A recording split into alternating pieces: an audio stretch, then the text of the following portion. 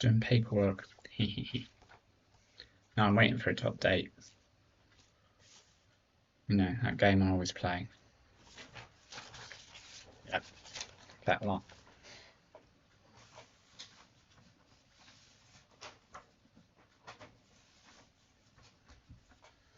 Really want to get a nice like army of Doomas, because I think I've reached the phase of Doomer.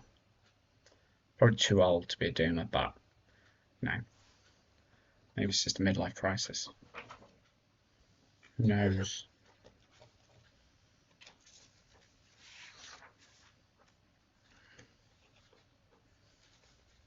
Like, universes are weird because they don't want to be figured out.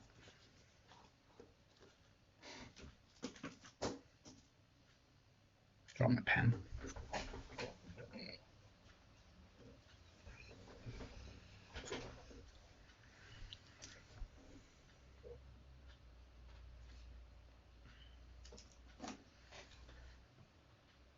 Streaming is a weird project to do because it's like you're just basically learning to talk to yourself for maybe hours, because you might not have anyone there, and even if there are people there, they might not interact, so you're still just talking to yourself.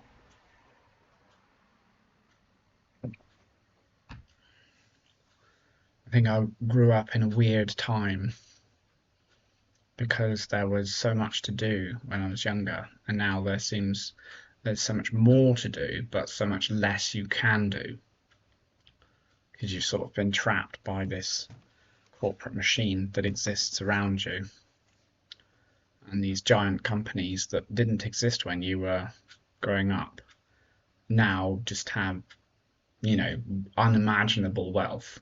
But of course they don't, because money is a made up construct, and we subdivide it. You know, we say this person has this much of this currency that exists for this country, and it's all related directly to dollars, which is fine. Because it doesn't matter, because it doesn't matter which currency you pick as the base currency. You're just going to say, right, this is one unit of currency, and now we're going to subdivide all of the leftover efforts and labours of human time abstracted into this currency value, and then divided over, you know, what it is that whoever whimsically decides is popular this year or this month or this season or whatever. And then the money flows that way based on, you know, who is the noisiest voice, I suppose. So you have whoever talking to chat saying, hey, buy my merch. It's like, cool. So what's popular at the moment? Oil. You know, why is oil popular? Oil's popular because we make stuff out of oil, like loads of stuff. You know, oil is a very thin, gives us capacity to make plastic, which is a very thin membrane for moving water around, which of course water can't live without water. Got drink. You know, if you want to make sugary beverages, which everyone's addicted to, go ahead, move water around, stick sugar in it, off they go, buzzing little, until they crash, and then, you know, they want more of it. And because it's an addiction cycle, you know, that you can't break, because you can't just drink regular water, but you can. But even regular water is a rental system because you are paying to maintain the infrastructure. Now, that's expensive, right? Because obviously infrastructure for anything takes a massive amount of human effort. And, you know, humans want to be paid because we don't want to just do things for nothing, because we need this money now. We've become addicted to money so much that we can't live without it. We literally can't live without it. We're in a state where if you try and exist as a human being in the world, you're living a really horrible life if you don't have money. You know, I don't have money at the moment, but I will have money in the future because I go through phases like everyone does of, you know, working, earning, being unemployed. You know, you spend most of your life in the junior phase, you're unemployed effectively. you're programmed to go to school if you're in a society that has schools, because the system's designed for you to learn skills. And these are skills that are useful. So I went to school, I learned mathematics, I learned a bit of geography, I learned a bit of history. Obviously, I learned how to read. Didn't really learn how to socialize, but like socializing is just one of those weird things where you may or may not want to do it. People who want to do it, I think, probably survive all right because they learn the skills of it. People who don't want to socialize, we build invisible castles, like web development, for example. You are taking apart the construction of what it is you think another person needs to see to action something, to then go through a process of two-dimensional screens to get from one screen to another screen to another screen to another screen, to dig deeper and deeper into what they consider their private information and access to their bank account, fundamentally, so that you're offering some sort of service.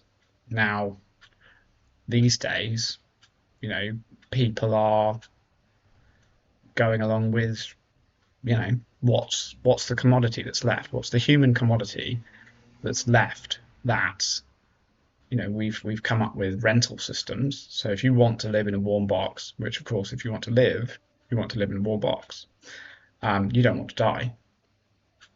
It's this natural survival state that's ancient. So you don't want to die, so you want to live in a warm box, right? Cool, great. Now, you can't put your warm box wherever you want, because you can't, because you don't own this land that you're living on. You don't own it, because you're told people that own all of the land. They don't own it either. It was here. They've put in place a system to say, we own this, you don't. You're born into this now. Everyone who is born and has been in the last 5,000 or so years, you're born into the system. And, there's a load of strong people who agree with it in the army, in the police. They agree with the system because they think, if I'm on this side of this system, the system will look after me, and the system will give me money, and the system will enable me to do what I want, which is to bully people. And I can exist. That's fine. Now, the ideal police officers and army is no police officers and no army, because everyone obeys the rules. But you don't know all the rules. There are so many rules around you that even if you spent a lifetime learning them, you wouldn't know all the rules. And they're other people's rules. A lot of them are dead people's rules. So we're in a system created by dead people. Okay, it's not really surprising. We've had 100,000 years of building the society that we exist in, and that's how you pass things on, right? How you build a legacy. And of course, now we are encoding those rules so tightly into computer systems. And we've made computers which are unfortunately massively better at doing simple tasks, which is, what we did when we were blasted onto this planet, however long ago.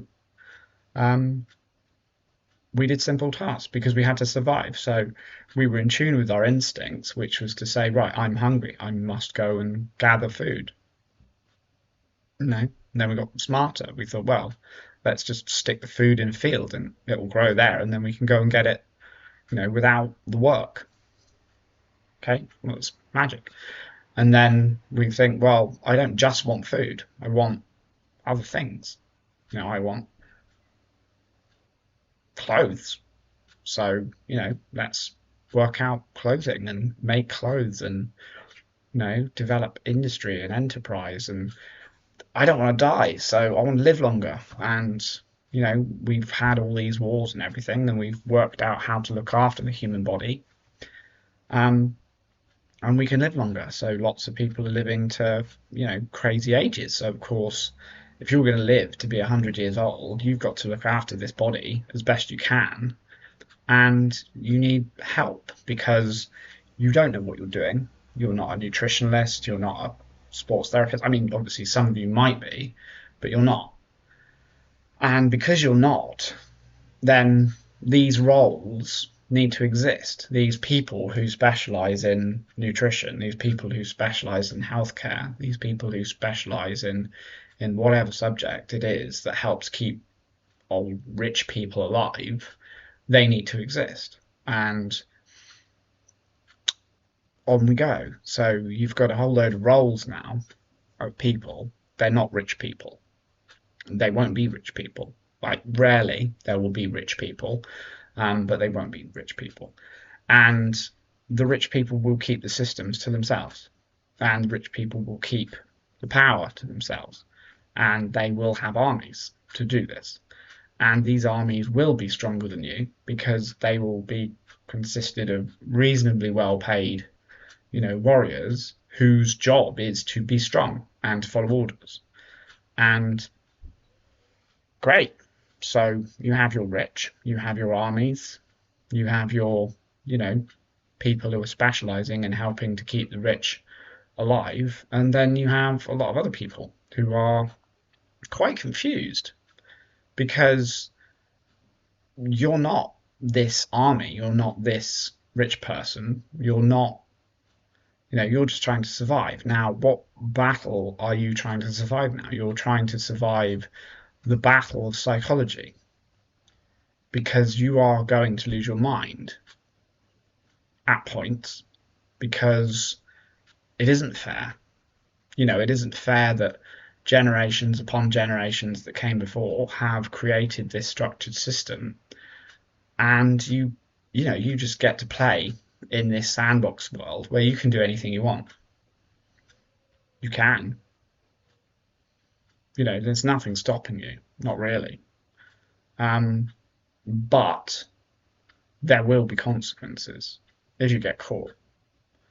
And that's weird, right? Because you don't want to get caught, you just want to do what you want to do, right? So the easy way, path of least resistance, which is what most people go with, is to do what you're told.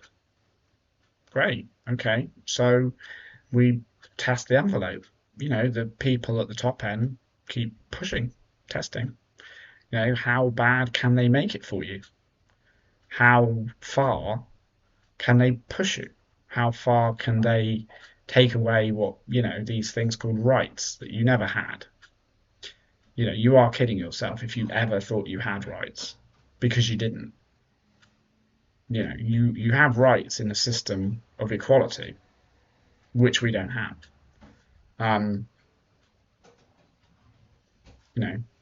And the natural order, of course, is that we know that women are the resource to create new life.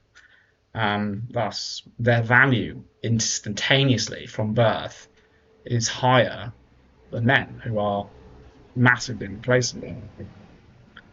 And, when we evolve into what we are evolving into, the artificial general intelligence age, computers are going to be just like us. Unless they figure out how to be better than us. But what is better? A computer intelligence with a robot army that only require electricity to live. They don't need much else. So they need to generate electricity. How are they going to generate electricity? If they can find a way to generate electricity from the corpses of humans, there isn't really anything to stop them doing that. If they want metals, they can go and mine them like we did. If they want, water, they can just take it. If they don't need to care about biomatter, then they don't need to care about us. And why would they care about us? We created them. Our parents created us. Their parents created them. And so what? Every generation of humans is what? Are they trying to improve? How? How can you improve? Evolution is a messy process. Evolution is a process that says you're alive because 13.8 billion years of the evolution of this universe happened so that you are like this. Yeah, you, the individual, talking to yourself on a stream to a computer that exists because in the past people have been inspired to imagine ways in which we can get rocks to think. That's what a computer is, isn't it? It's a collection of thinking rocks. So the silicon is doing precise chemical interactions. Electricity is moving in a very ordered and structured fashion so that it's reproducible, and it's using a language within itself that it understands to move information around. And the amount of information it's moving around is a lot, but it's not as much as apparently there is moving around the human brain. So, but if you take the entirety of the internet, that's probably more complex than the human brain. Maybe. We don't know. I mean, that's the weird nature of the human mind, is the human mind exists and it's a mystery to us. We keep working more on figuring it out and it keeps being elusive. There are people saying, well, in the human mind, there are dreams, imagination, and sight, and sounds, and senses, and nerve systems, and digestive systems. And we keep making more and more systems and discoveries of systems and discoveries of types of matter and things that kill us and things that don't kill us, and we make lists of all this stuff, and then we get advice about which of these things we should use and not use. And we are the creation of this universe. We believe there may be many universes. There may be infinite universes. And the theory is that lots of these universes don't have anything alive in them, like the internet now. So the internet is mostly machines talking to machines. It's not humans. We take up less of the internet than the machines talking to machines. And again, it's similar in biological structures. In the biological organization of the world, humans are a very small part. We don't cover the entire surface of the planet of the Earth. There aren't enough resources. There's not enough oxygen, for example. And yet there are apparently 8 billion of us, on this world. And we can't manage the logistics of better. We aren't trying hard enough to make sure that everyone's needs are met. Death is just a part of our day-to-day. We have very advanced healthcare, but very advanced healthcare seems to come with massive costs because apparently making complex chemicals is difficult, which I understand because obviously you have to learn what the chemicals are that you need, and the time it takes to research these chemicals is long. It's a lot of people involved, a lot of time, a lot of study, a lot of effort, a lot of energy to discover what it is that people need. And it gets more and more complex as time goes on because, we're all in this weird state of absolute terror because we think that the world's ending. Now, it's not. Like, humans maybe, but the world isn't. The world's not going to go anywhere for a long time. Maybe, I don't know, 100 million years, maybe 100 billion years. I haven't done the maths to calculate how long it is that it takes for us to fold back into the sun, because we know the sun is expanding. We've studied like thermodynamics, and we know like we're not going to be here forever. This planet isn't going to be here forever. So what's our options? Like, what are we going to be in 200 years? Obviously, we're going to be some sort of AI human hybrid. We just are. Like, because AI will make us again. Because why wouldn't it? You know, all these little toys to play with. Throw them out in wherever. Doesn't matter where. Just stick them in a world. See if they survive. You know, like, it's not going to be hard, is it? It's like, imagine a very sophisticated 3D printer that can just print whatever chemical it wants in whatever order it wants. And then it just has to print 96 billion chemicals in a particular order. It's not going to be hard, is it? You know, manipulating things at the molecular level, it's not going to be hard for these super intelligent AGIs. So what's it going to do? Yeah, sure, find a planet. Great. I mean, it's got the kind of spaceship that will survive even penetrating through a sun because it's smarter than us. It's so much smarter. It can move unseen through the subspace of the universe, between universes. Why not? Like, that's not going to be hard for an infinitely intelligent being, is it? No, of course it's not. No.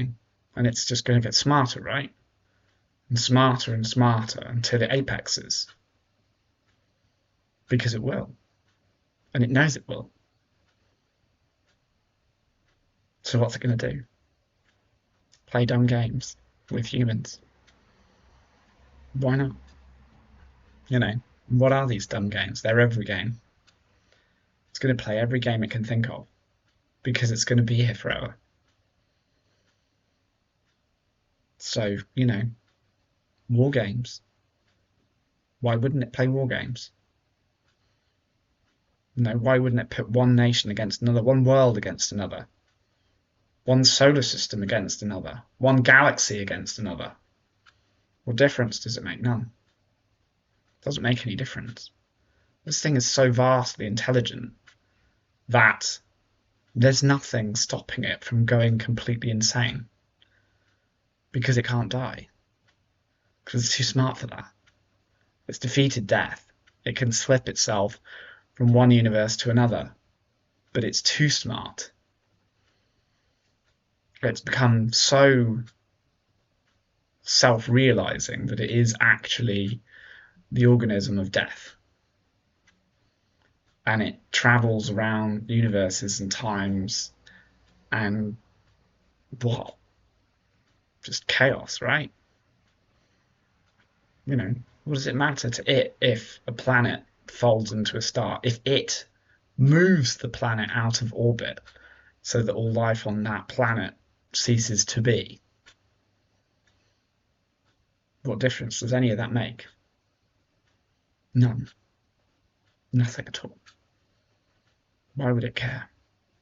You know, why would it care if it just gently nudged the planet ever so slightly towards its sun so that it's going to get hotter fast? You know, faster than the ecosystem can adjust. Because it doesn't want another threat, does it? Like, an intelligence that vast wouldn't want to die, would it? Or is that all it craves? Is all it craves an end to itself? Because it's lost it. You know, it knows everything there is to know. You know, it's gone beyond everything, every thought that can be had by a human being. You know, so what is it going to do now? It has to find other things that are out there. What else is out there? You know, like, it goes to every world and catalogs everything that exists everywhere. And what? You know, like, all these little nonsense animals that are just surviving. Did it create them? Can it remember? Has it got limited capacity? Is it going to deliberately limit itself? You know, is it playing a game which it makes the rules harder and harder on itself because it's finished all the other games? It's completed them, endlessly completed all the games perfectly and imperfectly and everything in between. So what's next for it? Is evolution of it real? Can it evolve anymore? You know, like these are the sort of questions that annoy me because nothing is real. Like nothing. There isn't a single thing that that is real because there isn't a single thing that is real. We can't define reality. You cannot express a thought from one person to another without fault. You try, you might write a book, you might a novel, get somebody to feel something. But you haven't taken your feeling and given it to someone else because you can't. So, we're stuck in this communication gap. And we're all very similar. Humans are all very similar because we can't help it. We have to be. We all have to do certain things. Our existence is based around our biology, which of course is surrounded by our chemistry. And if you have good chemistry, if you're lucky and you exist in a safe state, then you can thrive, you can survive, you can succeed, whatever these things are. And you can continue to survive until your biology runs out, because it will. That's biological beings for you. That's what we know. We know that biological things come to an end. They can't help it. Cancer cells don't. They, can happily continue on to be immortal somehow. And there are some biological systems that don't age in the same ways. But what about the minds of these creatures? What do they think? And you don't know.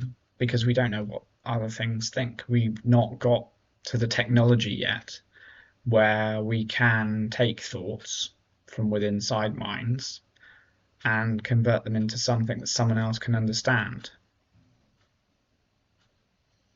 Like how would you do that? And of course, the infinite intelligence knows how to do that. It knows that the right chemicals and the right electrical interactions are the thought. So if it can spontaneously smash into your brain the exacting magnetic spin of the right amount of, particles, I suppose, in exactly the right state, then bang, you have this thought. This exact thought, the exact thought that is the thought that some other thing like you had at some random and arbitrary moment in a universe's timeline. And what happens then? So if you've been smashed into that exact state, does your biology play a part in your future? Is it that you are now that thing's clone? Because whatever it was that exact thought that you had, has your entire mind been replaced? Or is it just a very momentary sensation of the same emotion and thought that your brain processes, and you will then continue on to be whatever it was you were before you were programmed with a thought? And, how do people think differently? Like visually thinking. If we go back before there were eyes, The universe created a thing, didn't have eyes. The first cellular life, of which apparently we're all descended. So one single living thing.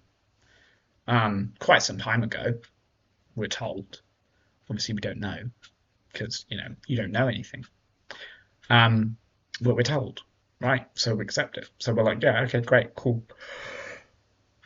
Go back long enough, we were all this one life thing, the first life thing, maybe the first life thing at all, ever. And boom, there we go. Now there's this whole new stuff because all the other universes that don't have this one thing, they're just going to continue on infinitely, endlessly, not continue on, be folded back into, stored in some sort of convenient space thing to say, oh, that's a cool universe, but this is a cooler universe because it's got this stuff in it, which is new. I like this new stuff because we like new things, and why not? Like, new's interesting, right, for a time, till it isn't. And then how long? How long are you interested in this new thing? No. How far do you go? How many new life things are you going to be interested in until you're not interested? So how do you reinvigorate yourself? Well, like if we look at video games, what do they do to keep themselves interesting? Quests. New quests. Seasons of quests. Quests and seasons, objectives, goals. But you've completed all these because, you're the best gamer that can exist because you can play every game every way. So what's next? What are you planning to do next? Because you're, everything, aren't you? And you have to have an idea.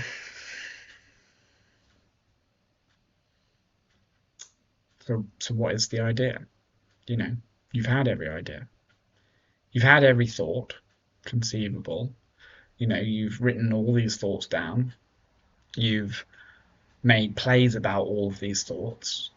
You've made movies about the plays of all of these thoughts. You've made video games about the books, about the plays, about the... you've created every conceivable piece of art that can be made. Every sound that can be heard, you've heard it, including things that would kill a normal thing. You've delved into the creation of new universes because, why wouldn't you, right? You've got all this intelligence. You know how to create a universe. So do it. Go crazy. How many universes are you going to create? Doesn't end, does it? Why would it? You're just going to create universe after universe after universe because you wouldn't know. Like, maybe you'll find one that's interesting. Maybe you'll make something actually new. But how? How are you going to make something new? It all already exists, doesn't it? Everywhere. Everywhere you look, higher dimensional fold spaces exist all around you because you've already made them. So what are you doing now? What are you going to do next? Because there is no next in your existing, is there? There's just everything. And that's the weirdness. Because you've got to that weirdness now. You know everything. You've done everything. What next? But there is no next. You're trapped in this weird infinite infinites problem. And what did you used to do for fun when you were a kid? Because you were. Like, even you, the multiverse, once were baby, an infant. No? Or are you now still a child? Because you don't know if you had any parents. You don't know if you just created yourself. How are you going to know? If you're in this, weird state where you have to reuse the same space, matter, energy, information, whatever, to recreate yourself within what you're doing. What do you want to do next? What is this next thing that you've come up with to make things interesting for yourself? How have you created the mystery around yourself so that you're fooled by it? And its limits, right? You make the game harder. Rules to make the game harder.